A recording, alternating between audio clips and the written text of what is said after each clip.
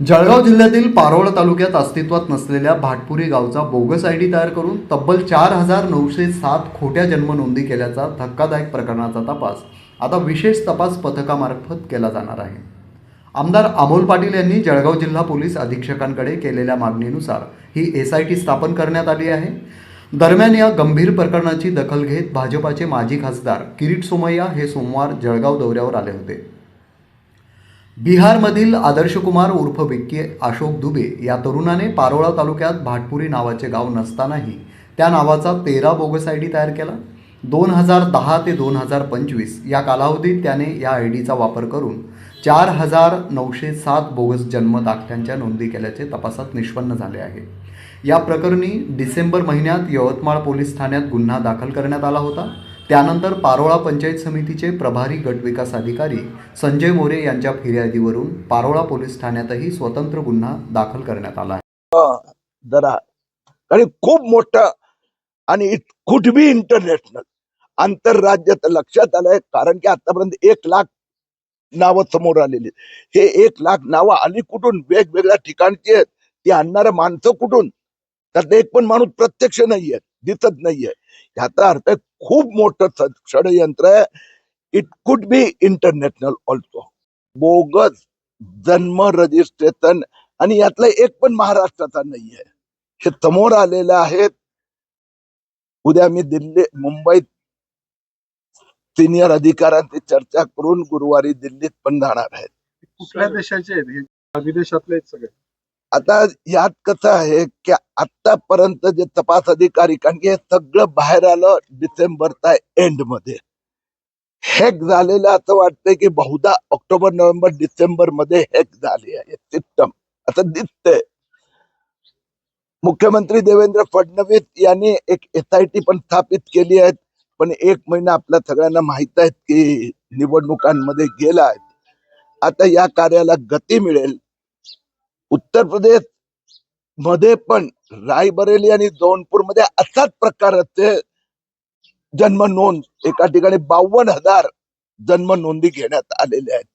आरोपी बिहारचे आहेत आणि त्यात मास्टर माइंड कोण आहे त्या अजून पोलिसांचा तपास सुरू आहे. सर, आपण या गोष्टीसाठी जो लढा देत आहेत, आपण जर बघितलं तर 10 वर्षापासून भाजपचं सरकार आहे पूर्ण देशामध्ये. तरी पण हे बांगलादेश आणि रोहिंग्या नेमके येतात कसे आहेत भारतात? एक गोष्ट आपण बघितली की एक मोठं षडयंत्र बांगलादेशींना, रोहिंग्यांना हिंदुस्थानात घुसवायचं सुरू आहे. मुंबईत त्याचं पहिलं टार्गेट, पण महाराष्ट्रात पण अन्य ठिकाणी. त्यात त्यांनी आधी तहसीलदार द्वारा बोगस जन्म दाखले घेण्याचा प्रयत्न केला, तो आपण हाणून पाडला. 2,24,000 जन्म प्रमाणपत्र रद्द झाले आणि ती सिस्टम मजबूत केल्यानंतर आता त्यांनी कॉम्प्युटर जे टर्मिनल ऍप आहे त्यालाच हॅक करायचा प्रयत्न केलाय. ते पण खूप लवकर महाराष्ट्र पोलिसांनी आणि महाराष्ट्राचे जिल्हा परिषद आरोग्य विभागाने आता लक्षात आणलेलं आहे. देवेंद्र फडणवीस फार स्पष्ट शब्दात मुख्यमंत्री महोदयांनी सांगितलं की 2026 मध्ये यातल्या सगळ्या त्रुटी दुरुस्त केल्या जाणार. नवीन बांगलादेशी विदेशी येऊ शकणार नाही आणि आलेल्याला परत पाठवायची व्यवस्था. आता ही जे आत्ताचा जो नवीन घोटाळा आहे तो डिसेंबर एंड मध्ये हातात आला आहे आणि मी सांगितलं अजून 1च महिना झालेला आहे. तर पोलिसांची चौकशी सुरू आहे.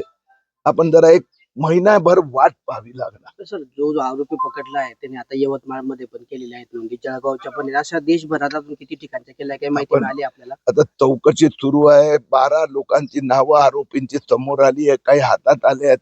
मला वाटतं इन्व्हेस्टिगेशन संबंधात पोलीस पण एवढंच मला सांगतात आणि तेवढंच मी तुम्हाला सांगू.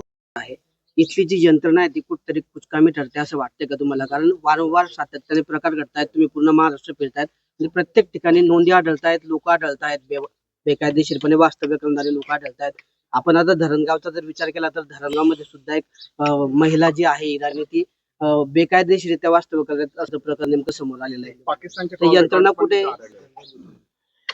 ही गोष्ट खरी आहे की देशाच्या सुरक्षेसाठी एक चॅलेंज आहे, आव्हान आहे आणि खूप मोठ्या प्रमाणात पैसा आपल्याला माहितच आहे. नोव्हेंबर 2024 विधानसभा इलेक्शनच्या काळात मी मालेगावमध्ये 118 कोटी रुपये पकडून दिले होते. तर एका बाजूला विदेशून पैसे येतात, विदेश आणि ह्यात पण मोठे मास्टर माइंड आहेत. त्यावेळेला महाराष्ट्र सरकारने अधिक जागृत राहावं लागणार, सुधारणा करावी लागणार आणि यासाठी SIT बनवण्यात आली आहे. आधार कार्ड पण बोगस बनवले जातात. केंद्रीय गृहमंत्र्यांनी ती सिस्टम पण सुधारण्याचा प्रयत्न केलेला आहे. अधिक प्रयत्न करण्याची गरज आहे.